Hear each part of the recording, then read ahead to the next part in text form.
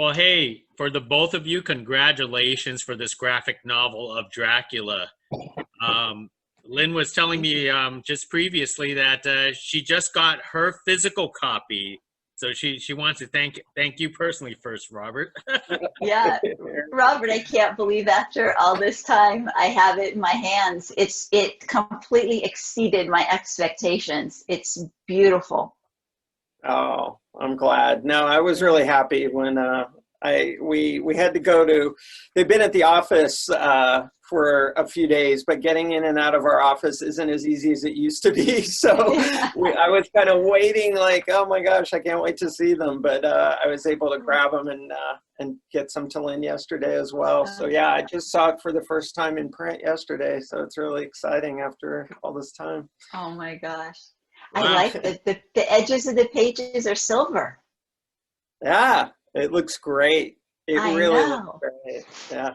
I didn't realize. So are the pages actually edges silver, or does That's it just look like that? It just looks like that. I think it's the paper stock we picked. It just It's happened when they beautiful. cut it. Yeah. When they cut it, it actually, that's sort of a happy accident. I wish I Yeah. could say I had figured See? everything out in that level of detail. Proof. It exists. You know what? It look from my view, it looks awesome. I don't have a physical copy, so now We'll get you one. I'm gonna have to have that urge to get one myself. Yeah. So yeah, once again, congratulations to the both of you. I know this was a long time project, personal project for both of you, but I want to say the most fascinating thing about this project wasn't Dracula itself, but how you two actually met. Right. Yeah. To come up with this project. Could you backtrack and tell me what you two actually said to each other at, what was it, at Monster Palooza? It was just Right. like a random meeting, right? Yeah. Well, Right. funny Well, enough. Robert, you take it. Well, because I'm wearing the same shirt I was wearing that day. So here, I'll stand up. I was wearing this and walking around Monster Palooza, minding my self. I was by myself, just checking it out. And someone came up to me. It turns out it was Lynn's husband, Bob. He was wearing the same T-shirt. And I was like, oh, that's cool. And he said, oh, hey, come over to our table. We're actually the Lugosi estate at the time, Lugosi LLC now. Yeah. And I met Lynn and Bela, her father, Bela Jr., as some call him. And yeah, we just kept in touch, and I'll let Lynn take it from there. But it was their idea to come up with this. They had this idea already, the idea of doing a faithful adaptation of Bram Stoker's novel featuring starring the likeness of Bela Lugosi. So they had that idea ready. And then when I heard it, I was like, I happen to be a comic book publisher, so this is something I would love to get involved with. Yeah. Yeah, I mean, that's exactly how it happened. I mean, leading up to that, like Robert said, my dad had been wanting to do this for, I think the idea first came into discussion like 20 years ago with Carrie Gamble, who, not necessarily by coincidence, but ended up being the art director on the book and drawing the Lugosi likenesses. So it was meant to be, and we're thrilled about it. So what was the first step after you two actually met? Was it to track down Carrie Gamble saying that that the project was greenlit, or did you basically had to try to somehow get the rights to the Dracula from the Stoker estate? Well, how did this actually all came about? What was the first step? Well, so, and Lynn can speak to this better. So her family and her father control the likeness of Bela Lugosi, and they have for some time. So that box was already checked, and the novel is in the public domain. So actually, anyone can adapt, and that's why there's a lot of adaptations of Dracula out there. I think it's been in the public domain for quite some time, actually. So yeah, we didn't really have to do a lot of hoop jumping in that sense, and the first step really was finding an artist and figuring out how we were going to go about it. we ended up finding an amazing artist named El Gehring, and he was just perfect for this project. When I saw his work, I was just, you know, really, I thought this guy is perfect for Dracula. He is a huge Frank Frazetta fan. He's a very talented young artist. And when I mentioned it to him, he jumped at the chance because he loves classical illustration. And bringing Carrie into the fold was a no-brainer to kind of direct the project. And Carrie has just this psychic ability to know how to recreate Bela Lugosi in illustration. He's been doing it for decades. And honestly, I don't know. I mean, Basil Gogos and others do it very well, but I mean, Carrie to me is one of the best. So yeah, as Lynn said, it just kind of all came together sort of effortlessly, you know, and when things are supposed to happen, I've found in my career, that's what happens. Right. True. And, you know, for us, we do license Bela Lugosi's name and likeness for merchandise, but this particular project really is a legacy project for us because, you know, our mission is to extend the legacy of Bela Lugosi to new generations. So to be able to have him reprise his role of Count Dracula, but in the interpretation that Stoker meant it to be, is like giving him a new role and, you know, exposing his, you know, his status as an icon for Dracula to a whole new generation of people. Now, obviously, Bela Lugosi's fame was with the Dracula film from Universal Pictures. Lynn, were there any conflicts with Universal in terms of basically trying to get this into like a graphic novel, or is it that the estate fully controls his likeness and Yes, including Dracula? we're the sole owners of his name and likeness for commercial purposes. Universal is able to use his name and likeness to promote the film only. But, you know, he created his interpretation of Dracula on the Broadway stage and brought it to the movie and played it, you know, for the rest of his life on stage and in appearances. So really that role is him. And so we are able to, you know, use it, you know, as we see fit. Excellent. And for those people who don't know, because personally, I just watched the Bela Lugosi's Dracula just last night because, okay. because it's now streaming on their new streaming service, Peacock. Yeah, the Peacock. Mm-hmm.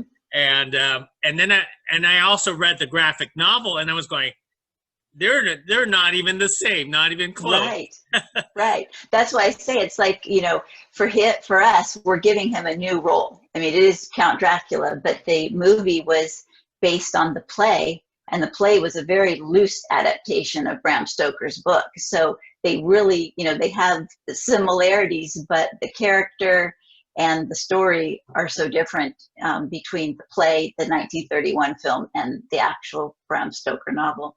Mm-hmm. Yeah, I would just add that, you know, as the guy who ended up adapting the story, the novel is really, it's just a work of genius, I think, honestly. Bram Stoker, I mean, obviously the character has stood the test of time, but just the way the novel was written with so many complex points of view, it's so modern in so many ways. And I think that's why it's endured, because it really, he really took the narrative and showed it in so many different ways. You have a lot of diaries, you have a lot of journal, you know, entries that are telling parts of the story, and it's so complex. So I think it's a challenge to adapt, and certainly in the 30s and the 20s they had to simplify it. But what we really wanted to do was be faithful to the novel, and as Lynn said, give Bela Lugosi a chance to play the role again. So it was really like, well, if we were making a faithful adaptation or a movie now that could star Bela Lugosi, how would that be? How would that feel? What would that look like? And that's what we tried to do. So we didn't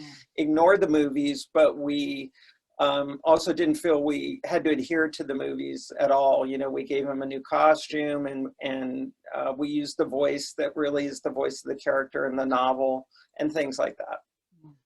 And So, I mean, Robert just did an amazing job in studying the original text to do this. You know, as the project went on, and I was seeing pages, and with Elle's art, I mean, of course I know the novel, but it jumps off the page even before the text was added.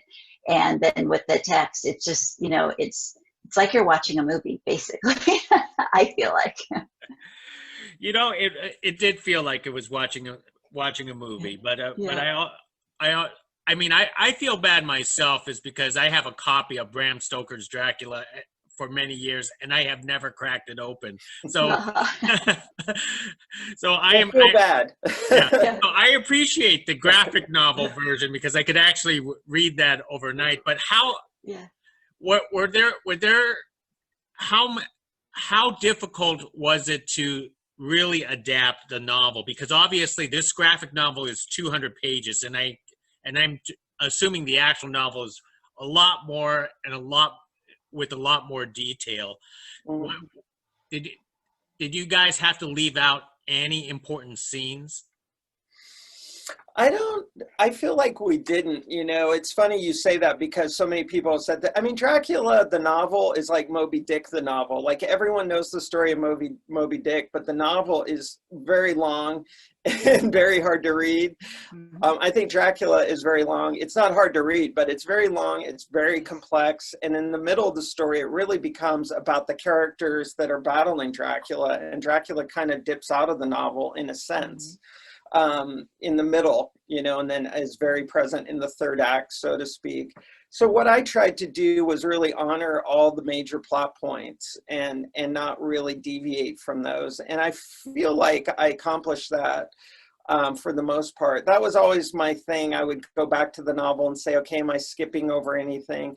I mean, there are little subplots that I definitely mention but don't show. Like there's a lot that happens with the mother and father of some of the characters that, you know, die around the same time that Lucy dies, and it's very traumatic for everyone. And it's not really related to Dracula and his presence, so I eliminated some of those things, just because I didn't feel that it was going to make sense to feature those. It was be too faithful. So it was treading a difficult line, and I certainly looked at what others had done, including Francis Coppola, you know, with his film. He definitely, as a movie, really was most faithful to the story, but also added whole elements that were not in the novel, like the romance between Mina and Dracula, and the reincarnation is not from the novel. That's something Coppola brought to it. So I tried not to introduce anything new, but I had to leave a few things out or mention them in dialogue, but not really show them, if that makes sense. So it was a challenge. I read the novel so many times doing this, I might never read it again. So I will read the graphic novel instead. Yeah. I will definitely read the graphic novel again. That is for sure.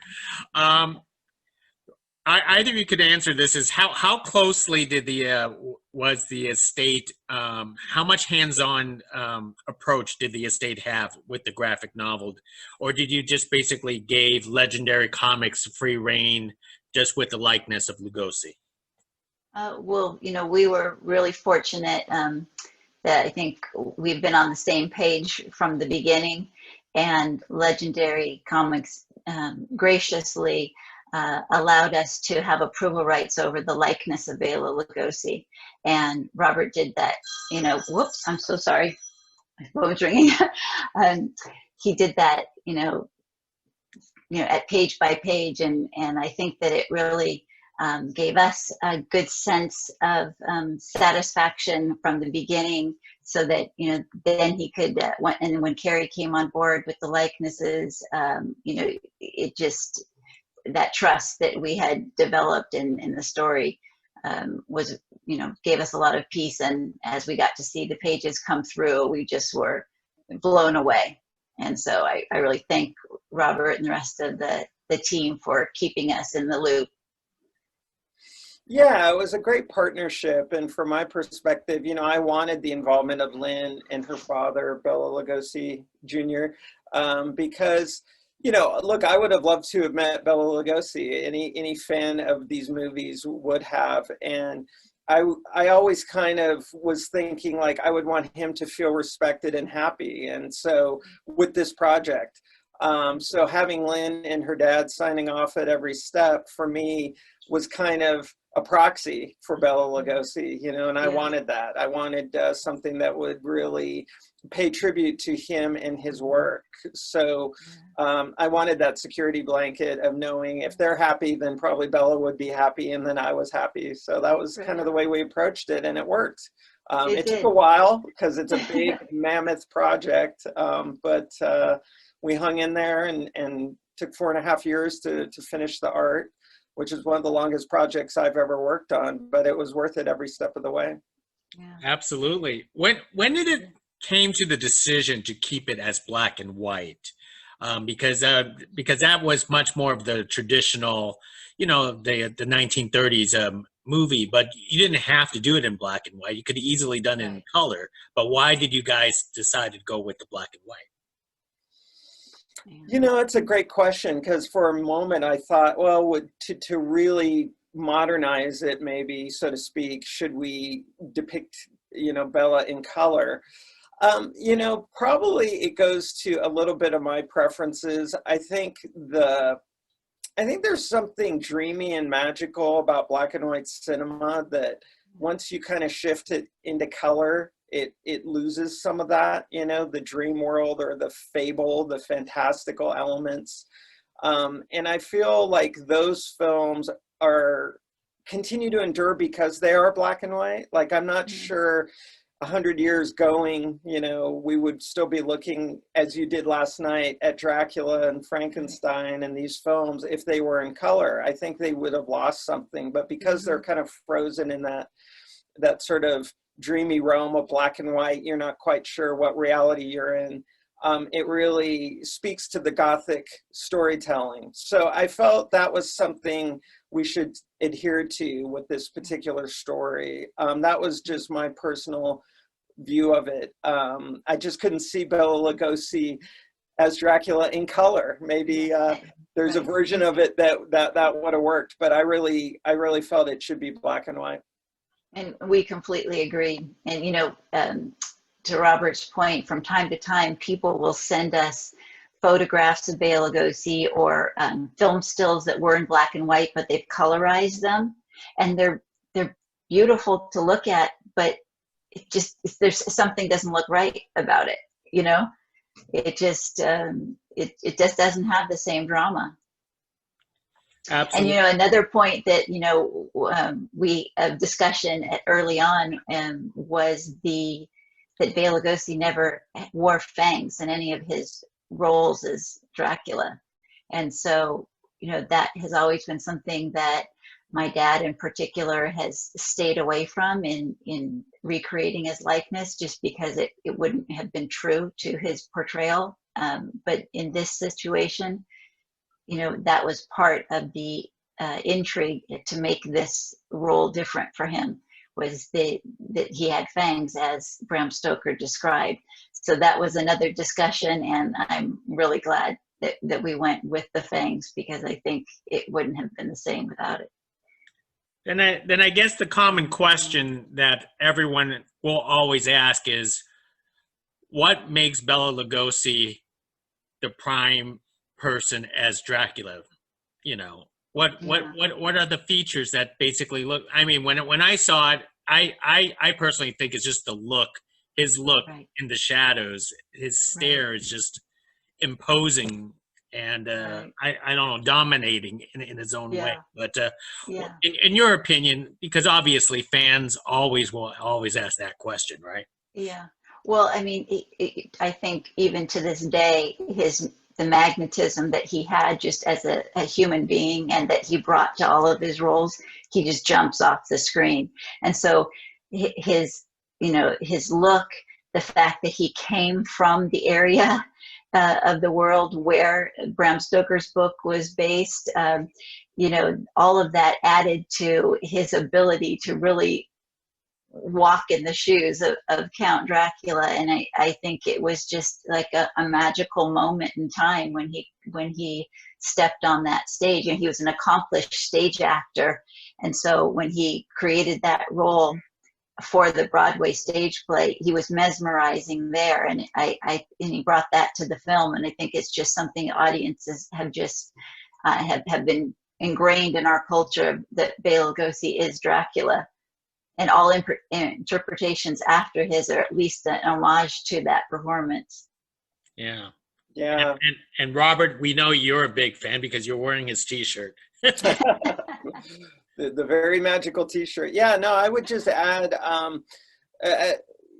there are a couple things I think I learned that maybe I was subconsciously aware of, but became very consciously aware of doing this about Bela Lugosi and his performance. And Lynne helped, and her father helped with pointing some of these things out, such as his hands, you know, and how his hands in the film and in the stage and in the performance were as much of part of his performance as his eyes or anything else. You know, what he did with his hands, his body language. It was all, nothing was by accident. It was all very deliberate from an actor perspective. So things like recreating his hand gestures in the art was something we were very conscious of, because that is as much part of his performance as his voice and his face. But yeah, to what Lynne's saying, I mean, it's just, you know, you don't want to get too metaphysical or whatever the word is, but it just feels like Bela Lugosi was meant to portray Dracula. I mean, he was from that part of the world. His voice, I mean, he was clearly very charismatic. The camera loved him.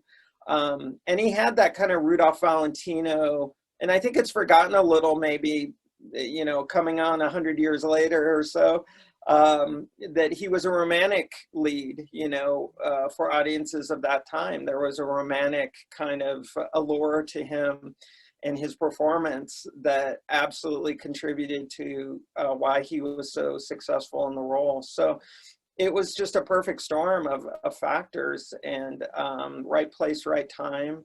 And really the birth of horror cinema too, which can't be overlooked. I mean, Dracula and Frankenstein coming out the same year in 1931 and giving birth to a whole new genre of movies is part of, I think, the legacy. So there's a lot of things that go into why he is Dracula, and it's just, he can't escape it, and no one else. There's only one original.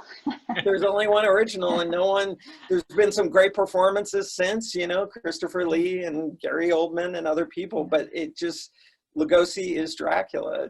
It's inescapable. Absolutely. Now, as I'm going to start wrapping things up, because I know this was nearly a 5-year project, and both of you must be exhausted, but very appreciative that this is actually coming out. But are we looking forward to doing more projects like this, or is this just a one and done type of project? Well, that's an interesting question. You know, it's funny because it was, it was one of those projects you're like, you know, I hope this doesn't become our uncompleted symphony, you know, that we just keep working on it and working on it to get it right. And we, you know, we had the luxury of time. I mean, that's a great thing, and I don't want to overlook that. You know, I was in a fortunate position where, as the publisher, I could kind of set when it was ready to go. You know, I wasn't under pressure to say, okay, we have to have it out by a certain time. So we did have, that's kind of rare, you know, in publishing graphic novels. Sometimes you're given a date and then you have to hit the date. But we were actually able to keep working on pages, and some pages, there are many versions, that to get them right. So that's what contributed to making it a long process, was we were really all wanted it to be as good as it could be. And I'm speaking for the artists, El Gehring and Carrie as the art director. You know, no one ever just said, okay, that's good enough. You know, we kept pushing each other to make it as great as it could be. That said, you know, look, if a whole new generation embraces the book, and it does really well. I certainly enjoyed the experience and would love to do something else with the Lugosi estate. Yeah, we have a few ideas, actually. Yeah. We'll talk later. This will be our first pitch meeting on live on an interview. Right. Well, yeah, also I just wanted to add, the amount of art that Elle drew and, redoing the pages, I mean, I am just absolutely overwhelmed with that. And so, we could see from the beginning that in order to do this right, it would take some time and it needed to be perfected. We had to think through things, and it all paid off because we wanted it to be right. I don't really think there's going to be another Bela Lugosi as Dracula graphic novel. This is it. And so we wanted it to be right. Excellent. And before I let you go, how am I going to get a copy of this, or how is anyone going to get a copy? Because you guys already have copies of it. Yeah, well, I had to sneak into our office to get copies because of lockdown and COVID. But yeah, it's fully available. It's coming out November 3rd. It's available. It'll be available in bookstores, and it will be available in online bookstores, and comic shops. They'll be available everywhere that people are still getting books at the moment. And we're going to be happy to send you one because I can have one sent your way. Oh, excellent. Well, for both of you, I really appreciate this conversation, and I will have to admit, reading that graphic novel off the pages, I could hear Bela's voice as I read the words. So, terrific job. Congratulations. Well, that means a lot. So I think happy you're to the hear first that. person I've talked to who's read it beyond all of us. So I'm glad to hear that. Great. Thank you very much. Let's do this again on your next project, 5 years from now or whatever. Okay. Exactly. Thanks for having us. Thank you. Bye now. Bye-bye.